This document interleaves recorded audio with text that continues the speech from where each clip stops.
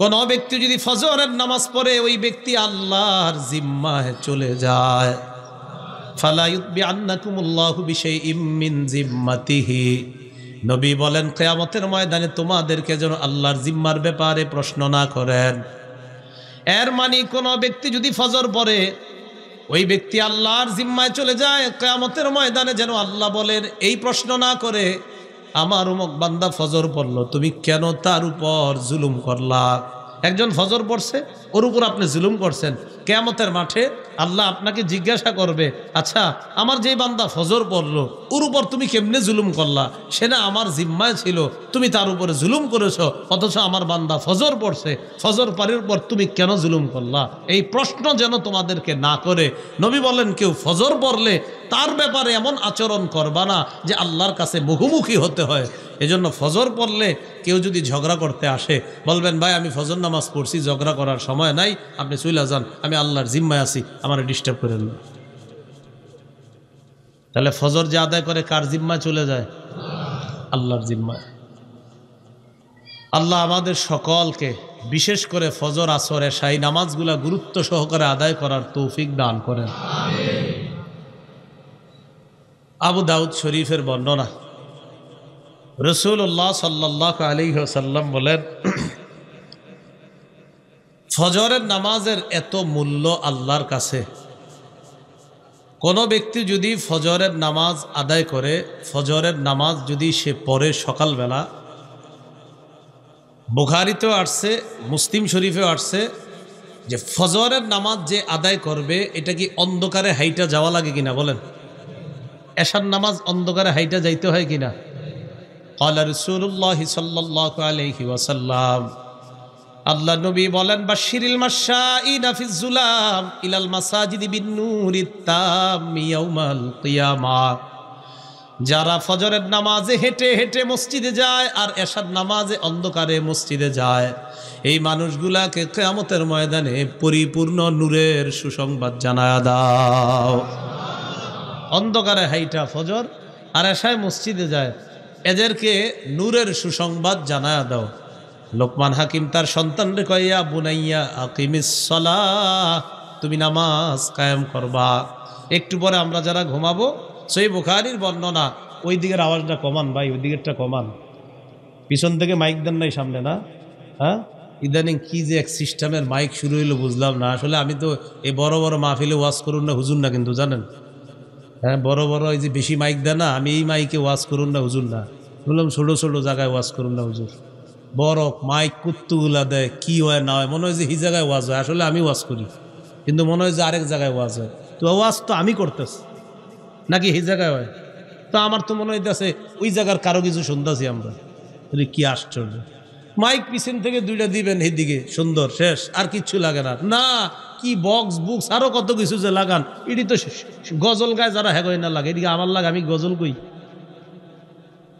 বুঝে না কি করে না করে, কত্তড়ি মাইক দিয়ে দেয়, মানে কি এক আওয়াজের হিরিক লাগায় দেয়। মাহফিল মাহফিল হবে ক্লাস, এইখানে যদি এত কিছু লাগান দেয় বোঝা যায় কেমনে? ক্লাস থাকতে হয় শান্ত। ও মা, মনে হয় ডানের তে আওয়াজ, বামের তে আওয়াজ, সামনের তে আওয়াজ। আমার মনে হয় যে ওয়াজ আর এখানে নাই, ওয়াজ চারোদিকে ঘুরে, ওয়াজ তো এনে থাকতে হইব। কিরে ভাই, এই জন্য মনে রেখেন আপনারা, সামনের দিকে মাহফিল করবেন না, দিকে পিছন থেকে ওই দুই কোণা থেকে দুইটা সামনে দিবেন, আর মাইক লাগে না। আলোচক শ্রোতা সবাই মন দিয়ে দেখবেন, ঝিম্মাইরা আলোচনা শুনবে। আর এই যে বেশি মাইক কি জানেন, বেশি মাইক হলো লাফাও কতক্ষণ, খালি ফাটায়া ফুটায়া যাও, কি যে ফাটাইছো এটা কিন্তু বুঝি নেই, তুমিও না আমরাও না, বাস এটা হলো ফাটানো, লাভ কি? ওয়াজটা এনে রাখেন, হেদিকে রাখেন না, আওয়াজ কমায় দিয়েন, আওয়াজ কমাইলে সমস্যা নেই। আল্লাহ বললেন, লোকমান হাকিম তার সন্তানকে বলতেছে নামাজ কায়েম করো, ওয়ামুর বিল মারুফ, নেক কাজের আদেশ করবা, ওয়ানহা আনিল মুনকার, অসৎ কাজ থেকে নিষেধ করবা, ওয়াসবির আলা মা আসাবাক, তোমার জীবনে যদি কোনো বিপদ আসে এই বিপদে ধৈর্য ধারণ করবা। এই উপদেশগুলা বাবা তার সন্তানকে দিলেন। এরপর লোকমান হাকিম তার সন্তানকে উপদেশ দেয়, ওয়ালা তুসাইর খাদ্দাকা লিন্নাস, তুমি মানুষকে অহংকার বশত অবজ্ঞা করবা না, অহংকার বশত অবজ্ঞা করবা না কাউরে। এই আপনি কি, আপনারা চিনি না, জান এখান থেকে, এটা অহংকার বশত অবজ্ঞা, কাউকে তুমি অহংকার বশত অবজ্ঞা করবা না। ওয়ালা তামশি ফিল আরদি মারহা, জমিনের মধ্যে তুমি দম্ভ ভরে চলবা না, তুমি জমিনের মধ্যে গর্ব করে চলবা না। এক, তুমি অহংকার বশত অবজ্ঞা করবা না, আর জমিনে তুমি দম্ভ ভরে চলবা না। যেমন আমরা আলোচকরা যখন আসি, গাড়ি থেকে নামার পর আপনারা কি করেন, পিছনে 30 জন হাঁটেন, সামনে আলোচক রেজেন, আলোচক যাতে বুঝায় যে আমি কিছু একটা। অন্য গজনের কি হয় জানি না, আমার কিন্তু এরকমই হয়, যখন সামনে দিয়া দেন পিছনে সবাই, আমি দেখি আমার সামনে কেউ নাই, কিরে ঘটনা কি, সবাই কই দেই সব পিছনে, তো আমারও তো একটা ভাব আইসা যায়, যাক আমি কিছু একটা। এরকম তো আপনারা আলোচকরা এমন বানান কেন? গাড়ি থেকে নামছে বাস শেষ। সেই বুখারীর বর্ণনা, কেউ আসলে সাহাবায়ে কেরামরে জিজ্ঞাসা করতো, আচ্ছা আচ্ছা তোমাদের মাঝে মুহাম্মদ কে, এভাবে জিজ্ঞাসা করতো, অথচ নবী তাদের মাঝেই বসা। সাহাবারা বলতে হতো, ওই যে তিনি হলেন মুহাম্মদ সাল্লাল্লাহু আলাইহি সাল্লাম। নবী সাহাবীদের সাথে বসলেও একজন আয়েশা বুঝতো না এখানে নবীকে আর সাহাবীকে। ইসলাম শিক্ষা দেয় কি, আমরা করি কি? হায় হায় রে। আল্লাহ বলেন ওয়ালা তামশি ফিল আরদি মারহা, দম্ভ ভরে তুমি জমিনে চলবা না। এরপর আল্লাহ পাক রব্বুল আলামিন বলেন ইন্নাল্লাহা লা ইউহিব্বু কুল্লা মুখতালিন ফখুর, আল্লাহ প্রত্যেক দাম্ভিক অহংকারীকে পছন্দ করেন না, প্রত্যেক দাম্ভিক অহংকারীকে আল্লাহ পছন্দ করেন না। এরপর আল্লাহ বলেন ওয়াকসিদ ফি মাশয়িকা, তুমি যখন রাস্তার মধ্যে চলবা মধ্যম পন্থা অবলম্বন করে চলবা। লোকমান হাকিম তার সন্তানকে কয়, তুমি রাস্তায় যখন চলবা বেশি দ্রুত দৌড়াবা না, আবার আস্তেও হাঁটবা না, মধ্যম গতিতে তুমি চলবা, মধ্যম গতিতে চলবা, এমন ভাবে চলবা যেন তোমারে দেখলে অহংকারী মনে না হয়। এই জায়গায় একটা কথা মনে রাখবেন, মুয়াজ্জিন যখন একামত দেয়, আমাদের অনেক মুসল্লিরা বুলেটের গতিতে দৌড়ে মসজিদে যায়, ঠিক না? মসজিদে যাওয়ার পর কি করে, আমার দিকে তাকান, আল্লাহু আকবার, কি এরকম করে? তো আপনারা কে বলছে এইভাবে যাইতে জামাতে? জামাত না, না হাইসেন না, পুরা ইসলাম শিখেন। এভাবে তো আপনারা জামাতে যাইতে বলে নাই। নবী বলছেন যখন এইভাবে জামাতে যাইবা, আলাইকুম বিস সাকিনাতি ওয়াল ওয়াকার, ধীরস্থিরতার সাথে গাম্ভীর্যতার সাথে তুমি মধ্যম পন্থা অবলম্বন করে আস্তে ধীরে সুস্থে তুমি জামাতে যাও। যতটুকু জামাত পাও ততটুকু পড়ো, যতটুকু না পাইবা সালাম ফিরানোর পর বাকিটা তুমি একা আদায় করো। ইসলাম তো আপনাকে বলছে এটা। এরপরে আরেকটা ভুল কি করে দেখেন, দ্রুত দৌড়ে, এই মসজিদটাই ধরেন মনে করেন, দ্রুত দৌড়ে আসছে, আইসা আপনার ওই যে সামনে কাদা কুদা দিয়া পাড়ায়া পুরা আইস, আসার পর সে কি করছে, মসজিদের সামনে 14 জনের জুতা আছে, এই সবগুলা জুতা হের জুতার কাদা দিয়া ভরায়া মসজিদে গিয়া দাঁড়ায়া আল্লাহরে খুশি করছে। বুঝলাম আল্লাহরে খুশি করছেন, কিছু ভুল হয়ে থাকলেও আল্লাহর কাছে মাপ চাইলে আল্লাহর হক আল্লাহ মাফ করে দেয়। কিন্তু 14 জনের জুতা যে নষ্ট করলেন, এই যেই বান্দাদের মনে আঘাত করলেন, তারা যদি জুতা দেখা মনে কষ্ট পায়, তারা মাফ না করলে আপনি মাফ পাবেন না। কাজটা করলেন কি আপনি? একটা বিষয়। আরেকটা, আমরা যখন মঞ্চে আসি, এই যে আমি বা আমরা আলেম ওলামা, তখন দেখবেন এই জায়গায় অনেকের জুতা থাকে, তো আলোচকরে কি করে, আলোচকের জুতাটা নেওয়ার জন্য আরো 5-6 জন অন্য মানুষগুলার জুতা সব পাড়ায়া হজরতের জুতাটা নেয়। বুঝলাম যে আমি হজরতের জুতা নিয়ে আমাকে খুশি করলেন, আর 15 জনের জুতা পাড়াইলেন, এরা কি আল্লাহর বান্দা না? কি শিখলেন? ইসলাম তো আপনাকে এটা শিখায় না। আল্লাহ আমাদেরকে বুঝার তৌফিক দান করেন। তো আল্লাহর পাক রব্বুল আলামিন লোকমান হাকিমের মাধ্যমে তার সন্তানকে যে উপদেশটা, এই কথাটা আল্লাহ কোরআনে এনে বলেন ওয়াকসিদ ফি মাশয়িকা, তুমি যখন চলবা মধ্যম গতিতে চলবা। সন্তানদেরকে এগুলো শিখাইবেন, আব্বু মসজিদে যখন যাবা কারো জুতার উপরে তোমার জুতা রাখবা না, তোমার জুতাটা তুমি আলাদা রাখবা, তোমার জুতার ময়লা দিয়ে আরেক মুসলমানের জুতা তুমি ময়লা করবা না। এগুলা সন্তানদেরকে ধরে ধরে আপনি শিখাইয়া দেন। এরপর লোকমান হাকিম তার সন্তানকে বলে ওয়াগদুদ মিন সাউতিক, তুমি তোমার আওয়াজটা নিচু করবা, আওয়াজটা নিম্নমুখী করবা, আওয়াজ নিচু করবা। আওয়াজটা বেশি উঁচু করবা না, এত জোরে কথা না বলা যে মানুষ কিচ্ছু বুঝে না, এত আস্তে না বলা এটাও বুঝে না, বেশি জোরে বিরক্তিকর, বেশি আস্তে বোঝা যায় না, মিডিয়াম গতিতে তুমি কথা বলবা। আমাদের কথা শুনলে তো অনেক মানুষ মনে করে আরে হে কি এরকম চিল্লাইতেছে খালি, অথচ নবীজির কথা শুই না, শুধু দাওয়াতও দেয় নাই, শুধু কথার ভঙ্গি দেখা মুসলমান হয়ে গেছে। খালি ভঙ্গি ভঙ্গি, মানে নবীজি কথা শুরু করে নাই, একটা ভূমিকা নিছে। সোনামণি একটা হাদিস, মুসলিম শরীফের 868 নম্বর হাদিস, মন দিয়ে শুনেন হাদিসটা। এক ব্যক্তি আসছে মক্কায়, এই ব্যক্তির নাম জিমাদ। বলেন কি নাম? দদ মিম আলিফ দাল, জিমাদ। এই জিমাদ মক্কায় আসছে, তার কাজ হলো কানে আস্তারকি মিন হাজিহির রিহ, কারো শরীরে বান বাতাস লাগলে তারে ফু দিত। আমরা বলি না বাচ্চাদের শরীরে বাতাস লাগলে ইমাম সাহেবের কাছে নিয়ে যাও, ফু দিবে। তো এই জিমাদ ফু দিত মানুষ। জিমাদ যখন মক্কায় আসছে, সামিআ মিন সুফাহাই আহলি মক্কাতে ইয়াকুলুনা ইন্না মুহাম্মাদান মাজনুন। মক্কার নির্বুধ লোকেরা জিমাদকে বলল, জিমাদ তুমি মক্কায় আসছো ভালো কথা, মক্কায় একজন ভয়ঙ্কর রকমের রোগী আছে, এই রুগীকে যদি তুমি পাও তারে কয়েকটা ফু দিয়া দিবা যেন সে ভালো হয়ে যায়। আমাদের মক্কায় ভয়ঙ্কর পর্যায়ের একজন রুগী আছে, এই লোকটার নাম হলো মুহাম্মদ, লোকটা হলো পাগল। নাউজুবিল্লাহ। মক্কার নির্বুদরা বলল মুহাম্মদ নামে একজন আছে, সে পাগল, তারে যদি পাও একটু ফু দিয়ে দিও। চিন্তা করছিল। জিমাদ জবাব দেয়, ওয়াল্লাহি লাউ রাআইতু হাদার রাজুলা লাআল্লাল্লাহ ইয়াশফিহি আলা ইয়াদাইয়া। আমার আশা আমি যদি তাকে পাই, তার শরীরের মধ্যে আমি ফু দিলে আল্লাহ পাক রব্বুল আলামিন আমার হাতে তাকে আরোগ্য দান করবে। এটা আমার আশা, জিমাদ কয়। আবার আল্লাহরেও মানে, কিন্তু মুসলমান না, অন্য ধর্মের, কিন্তু কয় যে আল্লাহ আরোগ্য দান করবে আমি যদি তারে ফু দেই। কারে? নবীজিরে। ফালাকিয়া, ঘটনা চক্রে নবীজির সাথে দেখা হয়ে গেছে। শীতকাল তো ফ্যানটা দুটো বন্ধ রাখলে হয়। হ্যাঁ, তো রাসূলুল্লাহ সাল্লাল্লাহু আলাইহি ওয়াসাল্লামের সাথে সাক্ষাৎ হওয়ার পর দেখবেন এমন একটা থমথম ভাব আসবে মাহফিলে। তখন মনে হবে যে একটা চারোদিকে কি জানি ছিল, যে ফ্যান বন্ধ হইব না, দেখবেন যে একটা নীরবতা কাজ করবে এখানে। ফ্যান বন্ধ করে দেন, টোটাল বন্ধ করেন। কিছুক্ষণ বন্ধ রাখলে মেশিন সমস্যা হয় না। ভাইবেন না আমি 3 বছর বয়ান করি, 13 বছর বয়ান করি। হ্যাঁ, বন্ধ করেন।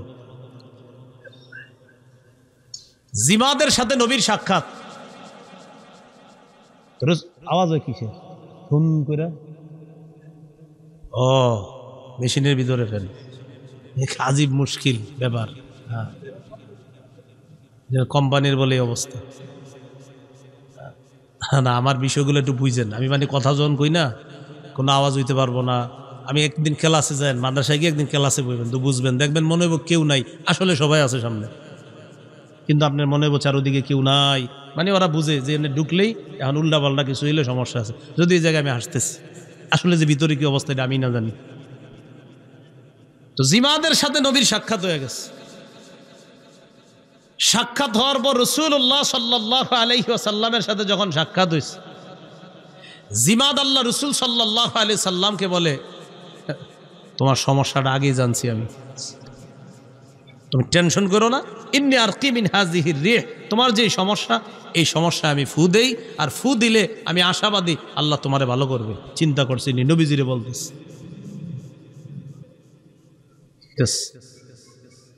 তো জিমাদ চুপচাপ। এবার আমাদের নবী কথা বলা শুরু করলেন। সুবহানাল্লাহ। নবীজি বললেন, ইন্নাল হামদালিল্লাহ, সমস্ত প্রশংসা আল্লাহর। নাহমাদুহু ওয়া নাস্তাঈনু, আমরা আল্লাহর প্রশংসা করি, আল্লাহর কাছে সাহায্য প্রার্থনা করি। মাই ইয়াহদিহিল্লাহু ফালা মুদিল্লা লাহু ওয়া মাই ইউদ্লিলহু ফালা হাদিয়া লাহু, আল্লাহ যাকে হেদায়েত দেয় তাকে পথভ্রষ্টকারী কেউ নাই, আল্লাহ যাকে পথভ্রষ্ট করে তাকে হেদায়েত দানকারী কেউ নাই। ওয়া আশহাদু আল্লা ইলাহা ইল্লাল্লাহু ওয়াহদাহু লা শারীকা লাহ, আমি সাক্ষ্য দিচ্ছি আল্লাহ ছাড়া কোনো ইলাহ নাই, তিনি একক, তার কোনো শরীক নাই। আমি আরো সাক্ষ্য দিচ্ছি মুহাম্মদ সাল্লাল্লাহু আলাইহি ওয়াসাল্লাম আল্লাহর বান্দা এবং শেষ রসুল। কি রসুল? শেষ রসুল। তো এই কথা বইলা নবী বললেন আম্মা বা'দু, মানে আমি এখন বক্তব্য শুরু করব। নবীজির ভূমিকার কথাগুলা শোনার পর জিমাত কয় থামো। আইদ আলাইয়া কালিমাতিকা হাউলা, তুমি তোমার এই কথাগুলা আবার আমারে শোনাও, যেগুলা বললা এগুলা আবার শোনাও। ফাআদাহুন্না আলাইহি রাসূলুল্লাহ সাল্লাল্লাহু আলাইহি ওয়াসাল্লাম সালাসা মাররাত, নবী এই কথাগুলা জিমাতকে 3 বার আবার শোনায়া দেয়। জিমাত জবাব দেয় লাকাদ বালাগনা নাউসাল বাহরি, তোমার এই কথার অর্থ সমুদ্রের গভীর পর্যন্ত পৌঁছে গেছে। সামিআতু কাউলাল কাহানা, আমি গণকদের কথা শুনলাম। ওয়া সামিআতু কাউলাস সাহারা, আমি জাদুঘরদের কথা শুনেছি।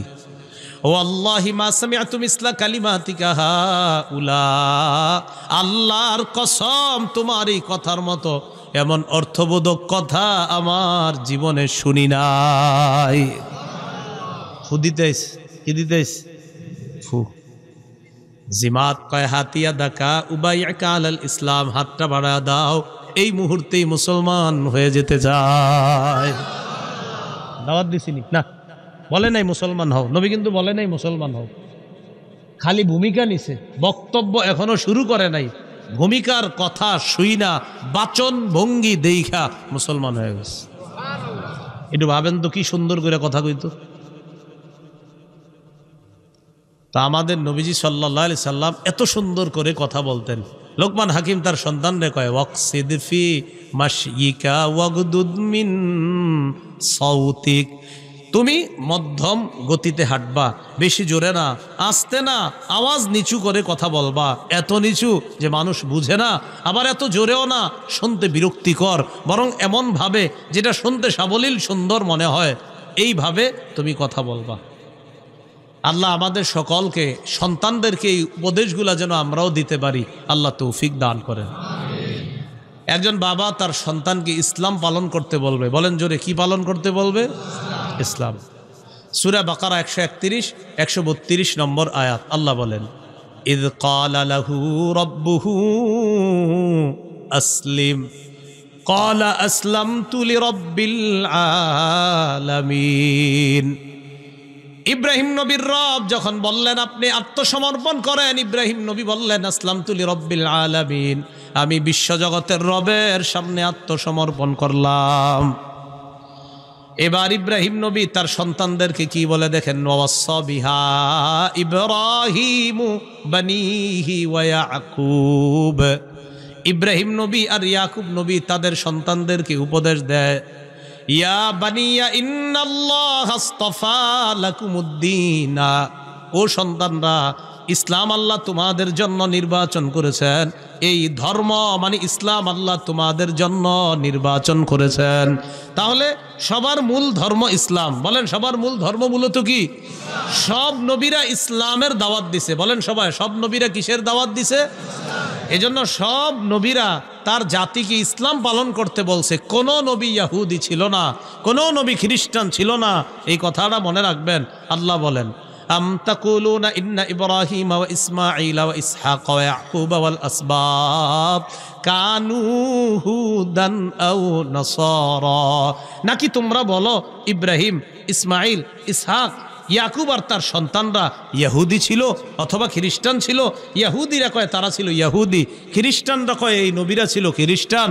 আল্লাহ কয় নবী আপনি এদেরকে বলেন আনতুম আলামু আমিল্লাহ, আচ্ছা তোমরা বেশি জানো না আল্লাহ বেশি জানে? বলেন কে বেশি জানে?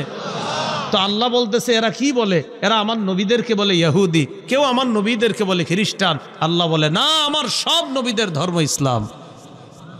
বলেন সব নবীদের ধর্ম ইসলাম। এটার দলিল হাদিসও আছে, সহিহ বুখারীর বর্ণনা 3443 নম্বর হাদিসের বর্ণনা। ক্বালা রাসূলুল্লাহ সাল্লাল্লাহু আলাইহি ওয়াসাল্লাম, আল্লাহ নবী বলেন আনা আউলান নাস বিঈসা ইবনে মারইয়াম ফিদ দুনিয়া ওয়াল আখিরা দুনিয়া আখেরাতে ঈসা নবীর সবচাইতে কাছের মানুষ আমি। নবী বলেন দুনিয়া আখেরাতে ঈসার সবচেয়ে ঘনিষ্ঠ আমি। এবার নবীজি বলেন আল আম্বিয়া ও ইখওয়াতুন লিআল্লাহ, সব নবীরা বৈমাত্রীয় ভাই, সব নবীরা বৈমাত্রীয় ভাই, মা ছাড়া ভাই। এবার মা ছাড়া ভাই মানে কি? নবীজি বলেন উম্মাহাতুহুম শাত্তা, সব নবীদের মা আলাদা, ওয়া দীনুহুম ওয়াহিদ, সব নবীদের ধর্ম একটা, ইসলাম। বলেন সব নবীদের ধর্ম কি? তো বাবা ইব্রাহিম নিজে ইসলাম পালন করছে, সন্তানদেরকে কি পালন করতে বলছে? এই জন্য সাবধান, কোনো নবীরই ইহুদি বলা যাবে না, কোনো নবীকে খ্রিস্টান বলা যাবে না। আল্লাহ আমাদের সকলকে কথাগুলা বুঝার তৌফিক দান করেন। সন্তানকে আস্তে আস্তে যখন বড় করবেন, ও যখন দুনিয়াতে আসবে, আসার পর আপনার করণীয় কি? এই ওরে যখন এই কথাগুলো আপনি বলবেন, শিরিক করবা না, নামাজ পড়বা, এইগুলা বলার আগ পর্যন্ত ওরে আপনি একটা পরিবেশ দিয়ে বড় করতে হবে, তাহলে ও আপনার কথাগুলা সহজে গ্রহণ করবে। খুব মনোযোগ দেন, সহজে গ্রহণ করবে কখন? ওরে যখন একটা সুন্দর পরিবেশে বড় করবেন। যেদিন ও জন্ম নিবে, ওর কানে আজান দেওয়া। বলেন কি করা? ও জন্মের আগে একটা করণীয়, সেটা হলো হাসবো না, কেউ হাসবো না।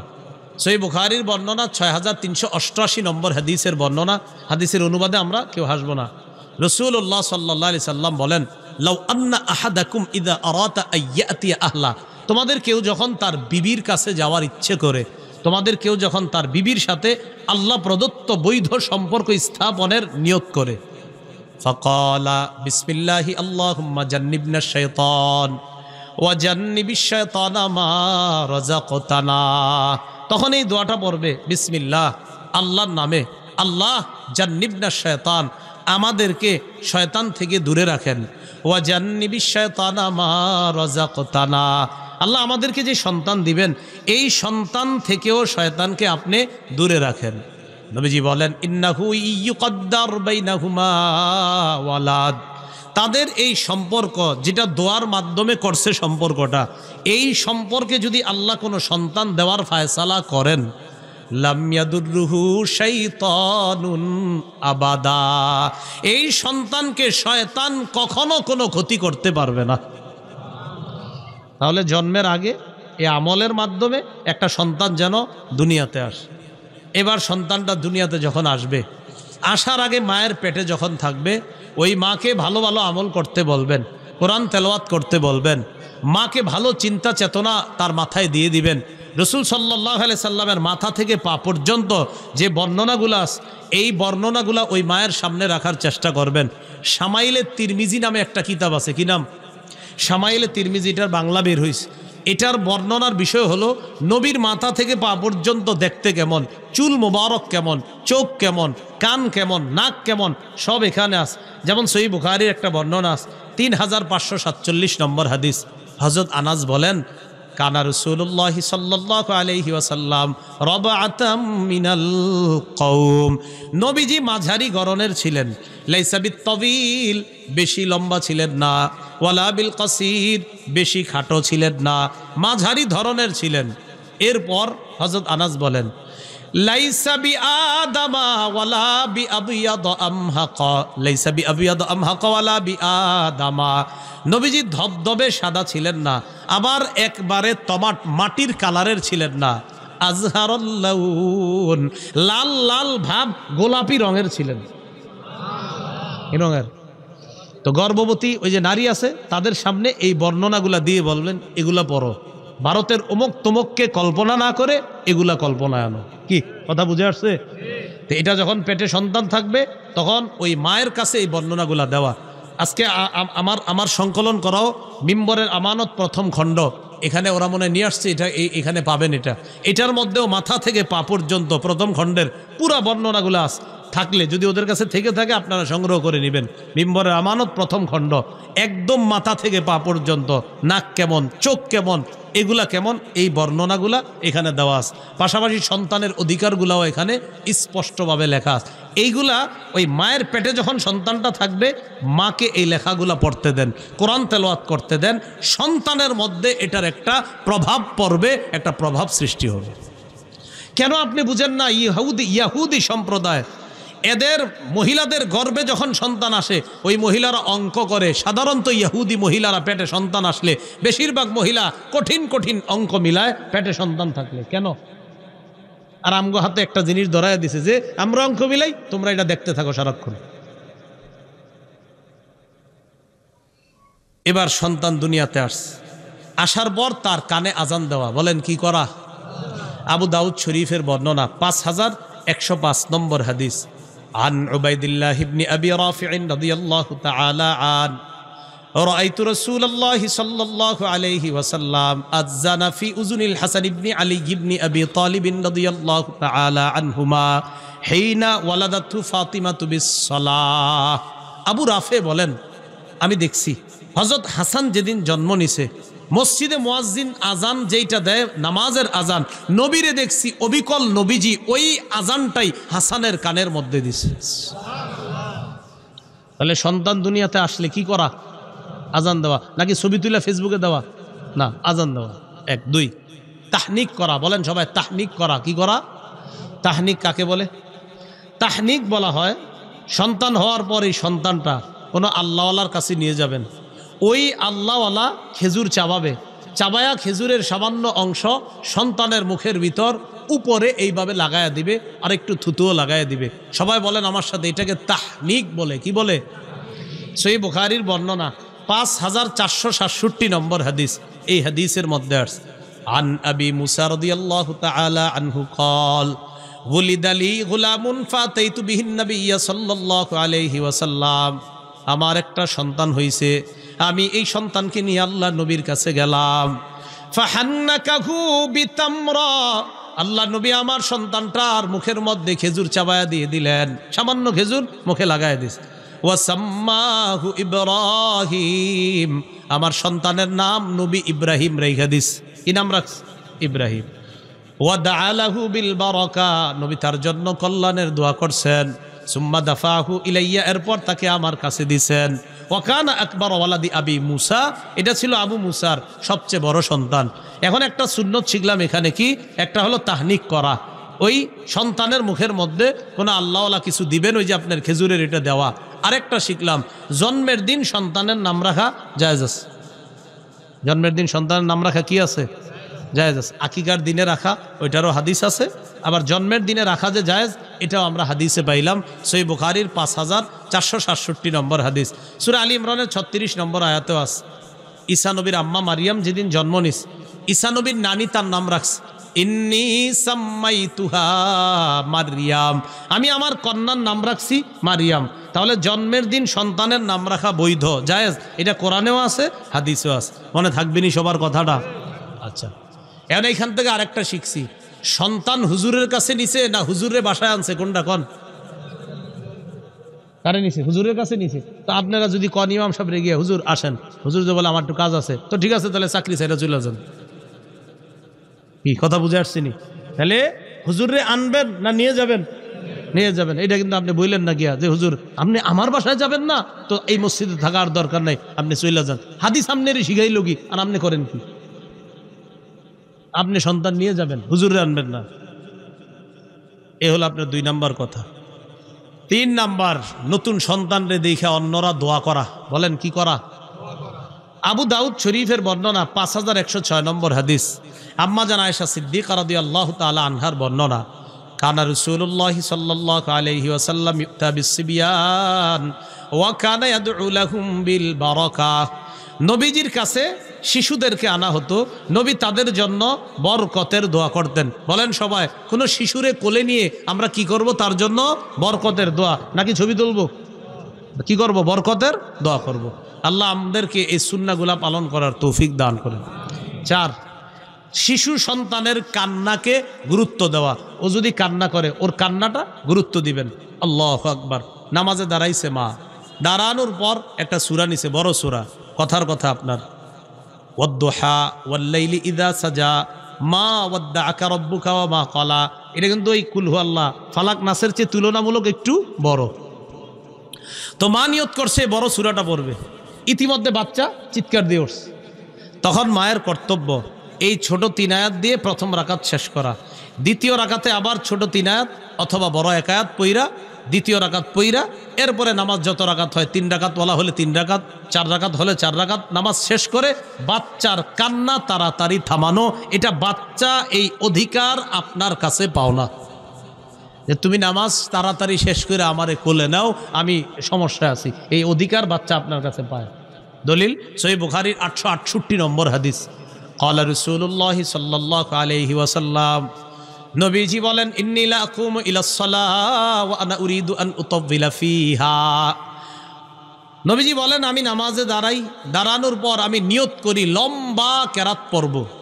ফাসমাউ বুকা আস-সাবী, হঠাৎ যদি আমি কোনো শিশুর কান্নার আওয়াজ শুনি, আতাজাওয়াজু ফি সালাতি খাশিয়াতা আন আশুক্কা আলা উম্মিহি, মা আর সন্তানের কষ্টের কথা চিন্তা কইরা আমি লম্বা কেরাত পড়ার নিয়তটা বাদ দিয়া শর্ট কেরাত পইরা তাড়াতাড়ি নামাজ শেষ করি, যেন ওই শিশু আর তার মায়ের কষ্ট না হয়। কথা কি বুঝছেন নি আপনারা? ওইখানে আবার একটা মাসালা, আপনারা আবার কিন্তু আগামীকাল এই মসজিদে নারী পুরুষ সব এক লগে ঢুকেন না। ওই যুগে ফেতনা কম ছিল, ফেতনা ছিলই না নবীর যুগে। তো নবীর পিছনে পুরুষ, শিশু, নারীরা নামাজ আদায় করতেন। আম্মাজান এই মাসালা 1500 বছর আগেই সমাধান করে গেছে যে এখন ফেতনা। তো 1500 বছর আগে আম্মাজান ফেতনা বলছে, এখন তো ফেতনা নাই। এই তো যাই হোক, তো বুঝছি না আপনারা। তো নবীজি বলেন, বাচ্চার কষ্টের কথা শুই না আমি নামাজ সংক্ষিপ্ত করি। এখন আপনারা যারা বাবা আছেন, আপনিও নামাজে দাঁড়াইছেন, কথার কথা আপনার বিবি গেছে রান্না করতে গেছে, বাচ্চাটা আপনার পাশে আছে, বিবি কোনো কাজে আছে, ইতিমধ্যে আপনি বাচ্চার পাশে নামাজে দাঁড়াইছেন, আপনি বাবা লম্বা কেরাত নিছেন, বাচ্চা চিৎকার দিছে, ওই আপনিও একই কাজ করবেন, তাড়াতাড়ি শর্ট কেরাত দিয়ে নামাজ শেষ করে ওকে আপনি কোলে নেওয়া, ওর কান্না থামানো, এটা বাচ্চা এই অধিকার আপনার কাছে পাও না। 5 নাম্বার আকিকা করা। বলেন কি করা? আকিকা।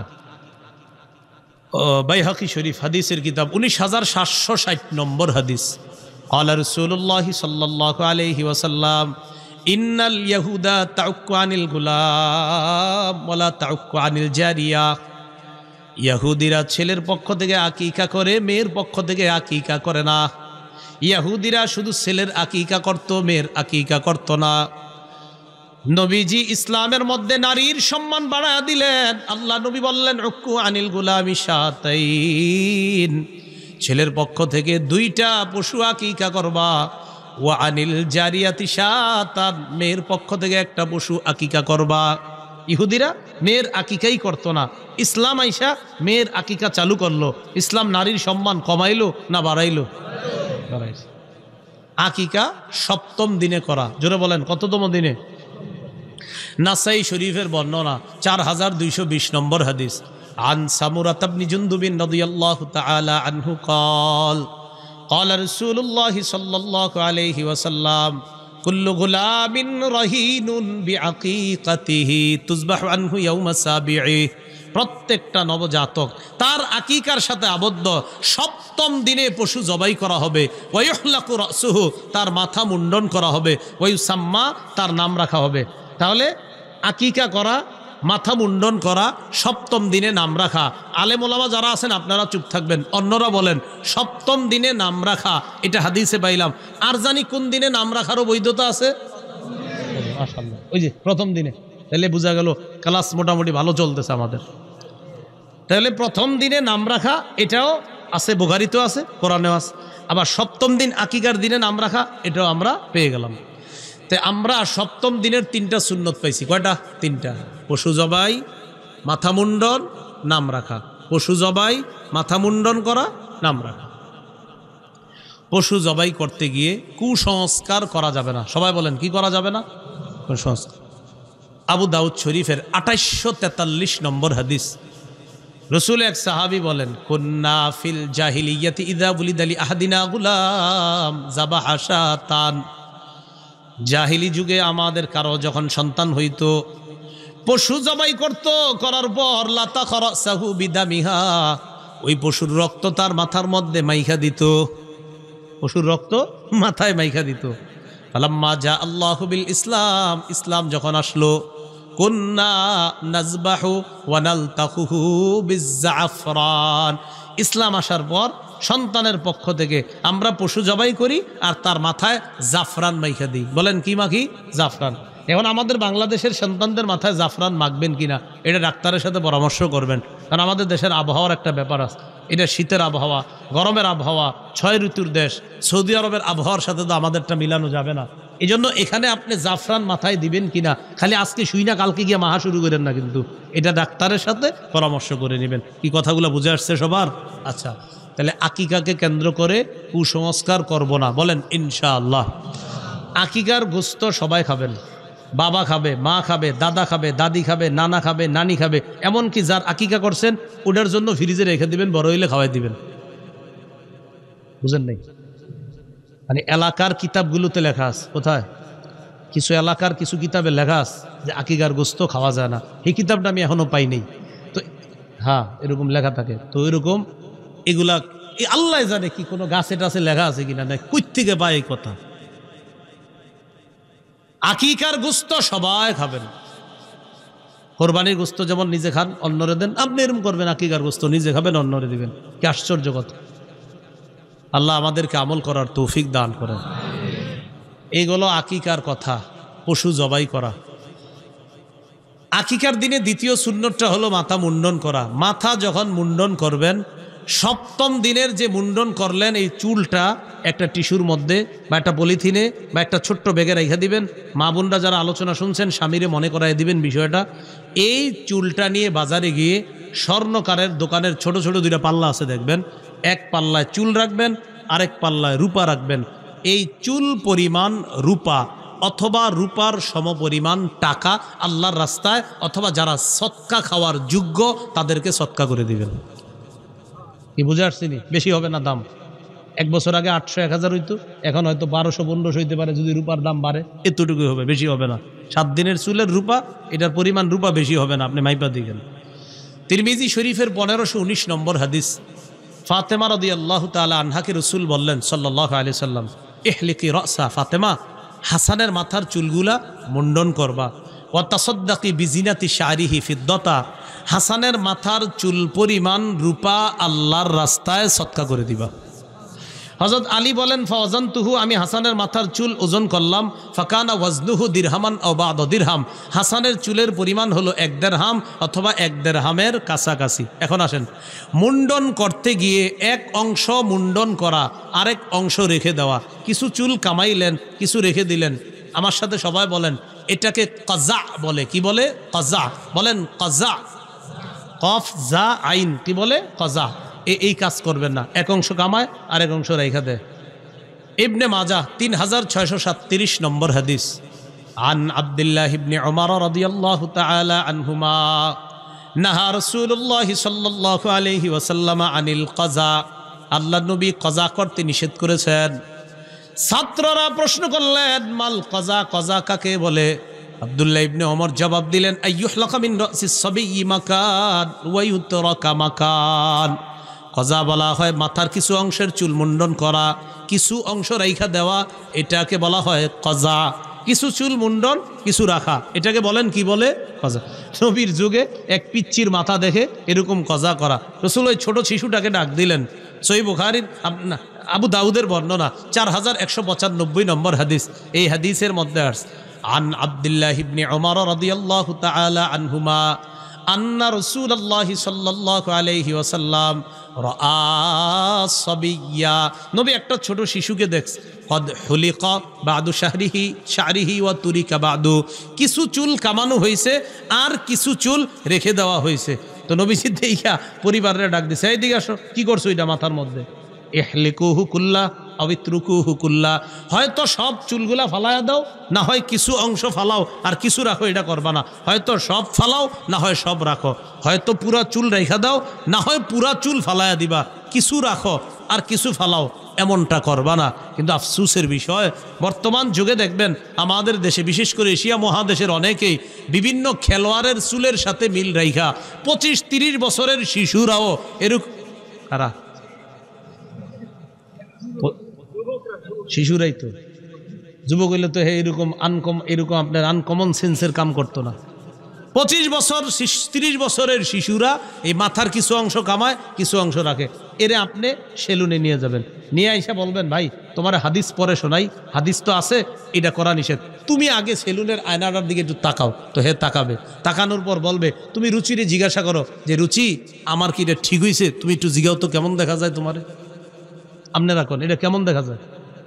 যদি মনে হয় হাদিস নাও বলি, এই কিছু অংশ কামাইলেন আর কিছু রেখা দিলেন, রুচিয়ে কি কয় এটা কোন। তো সে যদি আয়নার সামনে দাঁড়ায় বলবে এটা তো আমি না, তো বলবেন হ্যাঁ এবার ঠিক আছে, আসলে এটা তুমি না, তুমি কোনটা, আগে যেটা ছিল এটা হও। বুঝে আসছিনি? তাহলে এটা আমি গ্রামগঞ্জেরটা জানি না, শহরে এরকম বিভিন্ন জায়গায় দেখা যায় এই যে চুল ওই বিভিন্ন জনের সাথে মিল রেখা, গ্রাম অঞ্চলের জানি না, হ্যাঁ গ্রামেও হয় না, এটা জানি না আমি। শহরে এরকম দেখা যায় আপনার এই কজা করে, তাহলে কজা হারাম, কজা নিষেধ, এটা করবো না আমরা। এরপরে 6 নাম্বার নাম রাখা। নামের মধ্যে সুন্দর নাম হলো আব্দুল্লাহ, আব্দুর রহমান, মেয়ে ছেলেদের নাম, আল্লাহর কাছে সবচেয়ে প্রিয় নাম। আবু দাউদ শরীফের 4949 নম্বর হাদিস, ক্বালা রাসূলুল্লাহ সাল্লাল্লাহু আলাইহি ওয়াসাল্লাম আহাব্বুল আসমাই ইলাল্লাহ আব্দুল্লাহ ওয়া আব্দুর রহমান। আল্লাহর কাছে সবচেয়ে পছন্দনীয় নাম আব্দুল্লাহ, আব্দুর রহমান। বলেন আল্লাহর কাছে সবচেয়ে পছন্দনীয় নাম কি? আব্দুল্লাহ, আব্দুর রহমান। হাদিসের একটা হাদিসে আসছে 4টা নাম না রাখা। বলেন কয় নাম না রাখা? 4টা। আবু দাউদের বর্ণনা 4958 নম্বর হাদিস, ক্বালা রাসূলুল্লাহ সাল্লাল্লাহু আলাইহি ওয়াসাল্লাম লা তুসাম্মিয়ান্না গুলামাকা ইয়াসারা ওয়ালা রাবাহা ওয়ালা নাজিহা ওয়ালা আফলাহা। তুমি তোমার সন্তানের নাম ইয়াসার রাখবা না, রবাহ রাখবা না, নাজিহ রাখবা না, আফলাহ রাখবা না, এই নামগুলা রাখবা না। এরপরে আসেন হাজনুন নাম না রাখা। বলেন হাজনুন। হাজনুন মানে দুঃখ। বলেন হাজনুন মানে কি? দুঃখ। সহিহ বুখারীর বর্ণনা 6193 নম্বর হাদিস। সারা পৃথিবীর শ্রেষ্ঠ মুহাদ্দিসদের একজন সাঈদ ইবনুল মুসাইয়িব তিনি বলেন আমার দাদার নাম হাজনুন ছিল, মানে হাজনুন মানে দুঃখ, আমার দাদার নামের অর্থ দুঃখ। কদিমা আলা রাসূলিল্লাহি সাল্লাল্লাহু আলাইহি ওয়াসাল্লাম, আমার দাদা আল্লাহর নবীর কাছে আসলেন, নবীজি তাকে প্রশ্ন করলেন মাসমুকা, তোমার নাম কি? ওই ব্যক্তি জবাব দিলেন আমার নাম হাজনুন, মানে আমার নাম দুঃখ। নবীজি বললেন বাল আনতা সাহলুন, তুমি কি কও তোমার নাম দুঃখ? না তুমি দুঃখ না। বাল আনতা সাহলুন, তুমি হলা ভালো, মানে দুঃখ না তুমি, বালা মুসিবত না, তুমি সাহলুন, তুমি সব ওকে, সব ঠিকঠাক, তোমার নাম সাহলুন। সাহলুন মানে সব ঠিকঠাক আছে, সব নিয়ন্ত্রণে আছে। আর হাজনুন মানে বালা মুসিবত, দুঃখ, দুর্দশা। সাহলুন সহজ, বিপদ আপদ মুক্ত। তো নবীজি বললেন তোমার নাম হাজনুন না, তোমার নাম সাহলুন। উনি জবাব দিলেন মা আনা বিমুগাইয়িরিন ইসমান সাম্মানিহি আবি, আমি আমার নাম পাল্টাবো না, এটা আমার আব্বা রাখছে নাম। নাউজুবিল্লাহ। নবী বলছে যে এটা পাল্টাও, আমার নাম পাল্টাবো না। সাঈদ ইবনুল মুসাইয়িব বলেন ফামা যালাত ফিনাল হুজুনাতু বা'দু, আমার দাদা নাম না পাল্টানোর কারণে আমাদের বংশে সারা জীবন খালি দুঃখ দুর্দশা লেগেই থাকতো। দেখছেন নি নাম অর্থবহ হওয়া কতটা জরুরি। নবীজি বলছেন আমরা পাল্টাও, পাল্টায় নাই, দাদার কারণে, দাদার নামের আসরের কারণে পুরা বংশের মধ্যে খালি দুঃখ দুর্দশা লেগেই থাকতো। এটা সহিহ বুখারীর বর্ণনা, এটা কোনো গল্প না। 6193 নম্বর হাদিস।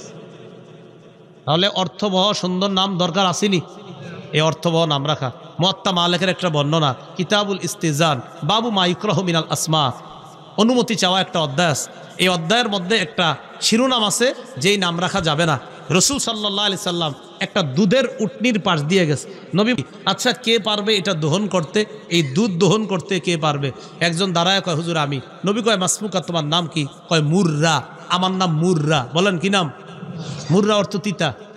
মুররা অর্থ কি? নবীজি কয় ইজলিস, বসো, মানে নাম পছন্দ হয় নেই। আবার বললেন মা ইয়াহলুবু হাজিহি, কে দহন করবে? আরেকজন দাঁড়াইছে। নবীজি বললেন মাসমুকা, তোমার নাম কি? আমার নাম হারবুন। হারবুন মানে যুদ্ধ। চিন্তা করছেন, বসো। এরপরে বললেন মাইয়াহলুবু হাজিহি, কে দহন করবে? আরেকজন দাঁড়াইছে। নবীজি বললেন মাসমুকা, তোমার নাম কি? আমার নাম ইয়াইশ। ইয়াইশ মানে সুন্দরভাবে সুখী জীবন যাপন যে করে। নবীজি বললেন উহলুব, তুমি দুধ দহন করো। কি শিখলাম? নামের অর্থ সুন্দর হওয়ার প্রয়োজনীয়তা আছে না নাই? এই জন্য নাম সুন্দর হওয়া জরুরি। আল্লাহ আমাদের সকলকে বিষয়টা গুরুত্ব দেওয়ার তৌফিক দান করেন। 7 নাম্বার, সন্তান যদি আছর খেয়ে পড়ে যায়, দেখবেন সন্তান মাঝে মাঝে আছর খেয়ে পড়ে যায় আবার দাঁড়ায়, তখন আপনি বলেন বাবা আসো আসো, এরকম বলেন না। এই আছর খেয়ে যখন পড়ে তখন তারে গিয়ে ধরা, তারে উঠানো। নবীজির মিম্বরে খুতবা দিতেছে, এই সময় ঘটনা ঘটে গেছে। সুবহানাল্লাহ। আবু দাউদের 1109 নম্বর হাদিস, নবী খুতবা দিতেছে, এই টাইমে হাসান হুসাইন নবীর দুই কলিজার টুকরা মসজিদে ঢুকছে। সুবহানাল্লাহ। আলাইহিমা সাওবানে আহমারান, দুইজনের শরীরের মধ্যে ছোট মানুষ, লাল কাপড়। বড়রা আবার লাল কাপড় বইরেন না, ছোট ছিল ওনারা, তাদের গায়ে লাল কাপড় ছিল। তো মসজিদে ঢুকছে, ঢুকার পর নবীজি খুতবা দিতেছিল, যেই মাত্র হাসান হুসাইনরে দেখছে, দেখে ইয়া সুরান ও ইয়াকুমান, ছোট মানুষ দুজন বারবার পরে আর দাঁড়ায়, পরে আর দাঁড়ায়। ফানাজালা, নবী খুতবা বন্ধ করে মিম্বর থেকে নামলেন। ফা আখাযাহুমা, দুজনকে নিলেন। ফা সাইদা বিহিমাল মিম্বার, দুজনরে নিয়ে মিম্বরে উঠলেন। মিম্বরে উঠা রাসূলুল্লাহ সাল্লাল্লাহু আলাইহি সাল্লাম বললেন, ইন্নামা আমওয়ালুকুম ওয়া আওলাদুকুম ফিতনা, তোমাদের সম্পদ, তোমাদের সন্তান, এগুলা ফিতনা। সূরা তাগাবুনের 15 নম্বর আয়াত তেলাওয়াত করলেন। সম্পদ আর সন্তান ফিতনা, পরীক্ষা। দেখছো আজকে আমার খুতবার মধ্যেও হাসান হুসেন আমারে পরীক্ষায় ফেলায় দিছে। রাআইতু হাযাইনে, ওদের দুইজনরে দেখা, ফালাম আসবির, আমি সহ্য করতে পারি নাই, মায়ায় তাড়াতাড়ি নাইমা তাদেরকে কোলে নিস। তো ওইটা যাই হোক, নবীজি অন্য আরেকটা বুঝাইছে যে দেখো সন্তান সম্পদ এগুলা ফিতনা, এগুলা পরীক্ষা। দেখছো আমার খুতবা বন্ধ করে দিছে দুজন, মায়া। তো যাই হোক, এখান থেকে যেটা শিখলাম, হাসান হুসাইন পড়ে যাচ্ছিল, নবীজি খুতবা বন্ধ করে তাদেরকে এসে নিলেন। তো এটা শিখলাম, ছোট সন্তান আমাদের সামনে যারা রাস্তাঘাটে দেখবেন হোঁচট খায়, পড়ে যায়, তাদেরকে গিয়ে ধরা, রক্ষা করা, এটা শিশু আপনার আমার কাছে পাওনা। এরপরে সন্তানের অধিকার, বলেন আমার সাথে, বিজাতীয় পোশাকে বলেন অভ্যস্ত না করা। নাসাই শরীফের বর্ণনা 5316 নম্বর হাদিস। এই হাদিসের মধ্যে আসছে আব্দুল্লাহ ইবনে আমরের বর্ণনা, ওমর না, আব্দুল্লাহ ইবনে আমর, আন্নাহু রাআহু রাসূলুল্লাহ সাল্লাল্লাহু আলাইহি সাল্লাম, নবীজি তাকে দেখলেন, আলাইহি সাওবানে মুআসফারান, তার শরীরে কুসুম রঙের দুইটা জামা। কি রঙের? কুসুম। নবীজি দেখার পর বললেন, হাজিহি সিয়াবুল কুফার ফালা তালবাসহা, এগুলা কাফেরদের পোশাক, খোলো, এগুলো আর পরবা না। কুসুম রঙের জামা দেখা বললেন, এগুলা কাফেরদের পোশাক, খোলো, এগুলো আর পরবা না। তো কুসুম রংটা একটু মনে রেখেন, এই জাতীয় রং না পরাই ভালো আমাদের জন্য। ইসলামী পোশাকে অভ্যস্ত করা, যেই পোশাক সতর ডাকে, বলেন ইসলামী পোশাকে অভ্যস্ত করা, যেই পোশাক কি ডাকে? সতর। সূরা আরাফের 26 নম্বর আয়াত, আল্লাহ বলেন, ইয়া বানি আদামা কদ আনজালনা আলাইকুম লিবাসাই ইউয়ারি সাওআতিকুম ওয়ারিশা, হে আদম সন্তান, আমি তোমাদের জন্য পোশাক দিলাম, এমন পোশাক যা তোমাদের লজ্জাস্থান, তোমাদের সতর ডেকে রাখে এবং যা তোমাদের সৌন্দর্যতার কারণ। তাহলে এমন পোশাক পরানো যেটা সতর ডেকে রাখে। আপনার সন্তানটা বালেগ হওয়ার আগেই যেন তার মধ্যে এই মানসিকতা তৈরি হয় যে আমি ইসলাম ধর্ম পালন করি, আমাদের ধর্মে সতর ঢাকা ফরজ, এটা যেন বালেগ হওয়ার আগেই এই শিক্ষাটা ওর মাথায় ঢুকে যে ইসলামের মধ্যে সতর ঢাকা ফরজ, এটা ঢাকতে হয়, এটা না ঢাকলে ফরজ লঙ্ঘন হয়। কথাগুলো কি মনে থাকবে ইনশাআল্লাহ? এরপর বলেন সাদা পোশাকে অভ্যস্ত করা, বলেন কোন পোশাক? হ্যাঁ, সাদা পোশাক। এটা আপনি সাদা পোশাকে যদি পারেন একটু অভ্যস্ত করাবেন। আবু দাউদের 4061 নম্বর হাদিসের বর্ণনা, রাসূলুল্লাহ সাল্লাল্লাহু আলাইহি সাল্লাম বলেন, ইলবাসু মিন সিয়াবিকুমুল বায়াজ, তোমরা তোমাদের পোশাকের মধ্য থেকে সাদা পোশাক পরিধান করবা। ওয়াকাফিনু ফিহা মাউতাকুম, মৃতদেরকেও সাদা পোশাকে কাফন দিবা, মৃতদেরকেও সাদা পোশাক দিয়ে তাদের কাফন করবা, কাফনের পর দাফন করবা। দেখেন তো, জীবিত সাদা পোশাক পরবা, মরবা ওরেও সাদা পোশাক পরাবা, জীবিত সাদা পোশাক পরবা, মারা যাবা ওরেও সাদা পোশাক পরাবা। হ্যাঁ, এটাতে অনেক কিছু শিক্ষার আছে। সাদা যখন পরবেন তখন তাকাইবেন আর চিন্তা করবেন, জীবিত অবস্থায় ওটা পরলাম, আমি যখন মারা যাব আমাকে এটা পরানো হবে, আবার এই কালারটা পরানো হবে। তো এই হাদিসে আরেকটু কথা বলছে, নবীজি বলেন, তোমরা ইসমিত সুরমা ব্যবহার করবা, ফাইন্নাহু ইয়াজলুল বাসর, সুরমা চোখের জুতি বাড়ায়, ওয়ুমবিতুশ শার, চোখের পাপড়িগুলা সুন্দর করে। সুরমা জুতি বাড়ায়, চোখের পাপড়ি সুন্দর করে। আজকে এতটুকুই থাক। সন্তানের অধিকারগুলা রক্ষা করে আমরা তাদেরকে ওই যে লোকমান হাকিমের যে উপদেশগুলা দিয়ে শুরু করলাম, এই উপদেশগুলাও সন্তানকে দেওয়া। আল্লাহ আমাদের সকলকে যে কথাগুলো শুনলাম এর উপর আমল করার তৌফিক দান করেন। ও এখানে বলছি 10টা 11টা 64টা অধিকার আছে আমার সংকলন করা। ওই গাড়িতে যদি থেকে থাকে আপনারা সংগ্রহ আছে, তাহলে সংগ্রহ করার চেষ্টা করবেন, ওরা নিয়ে এসেছে ওখানে। আপনারা 64টা অধিকার মিম্বরে আমানত প্রথম খণ্ড, আপনাদের কাছে আমার আবদার, আপনারা সবাই নেন। বিবিরে আর আপনি দুজন মুখস্থ কইরা একজন আরেকজনের শোনাইবেন, আর বিবিরে বলবেন যে পেটে যখন সন্তান আসবে কোরআন পড়বা, আর এই সন্তানের অধিকারগুলা শিখবা, যে কিভাবে সন্তান পালন করতে হয়, এবং আপনারাও শিখবেন। আল্লাহ আমাদের সকলকে যে কথাগুলা বললাম শুনলাম আমল করার তৌফিক দান করেন। আমিন। ওয়া আখিরু দাওয়ানা আলহামদুলিল্লাহি রাব্বিল আলামিন।